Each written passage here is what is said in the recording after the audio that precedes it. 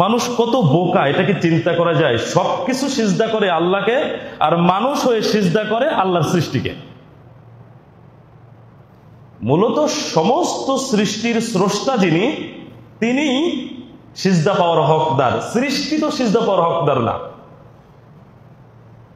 আল্লাহ সুবহানাহু ওয়া তাআলা সূরা হামিম সাজদা 37 নম্বর আয়াতে বলেছেন, ওয়া মিন আয়াতিহিল লাইলু ওয়ান নাহারু ওয়াশ-শামসু ওয়াল কমার, আর তার নিদর্শন সমূহের মধ্যে রয়েছে রাত ও দিন, সূর্য ও চন্দ্র, এগুলো তার সৃষ্টি এবং নিদর্শন।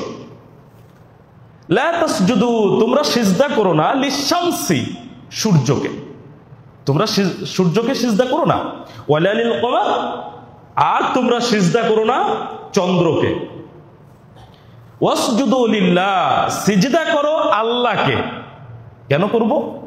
আল্লাযী খলাকাহুন্না, যিনি এইগুলোকে সৃষ্টি করেছেন। আমরা সিজদা করছি কাকে? চন্দ্র, সূর্য, গ্রহ, নক্ষত্র, গাছপালা, পীর, মাজার, কবর, নিজের হাতে বানানো মূর্তি, এগুলোকে আমরা সিজদা করছি, অথচ এগুলো সবই আল্লাহ সুবহানাহু ওয়া তাআলার সৃষ্টি। আল্লাহ সুবহানাহু ওয়া তাআলা এগুলোকে সিজদা করতে নিষেধ করছেন। সিজদা কাকে করতে হবে? কে হকদার? যিনি এগুলোকে সৃষ্টি করেছেন তিনি হকদার।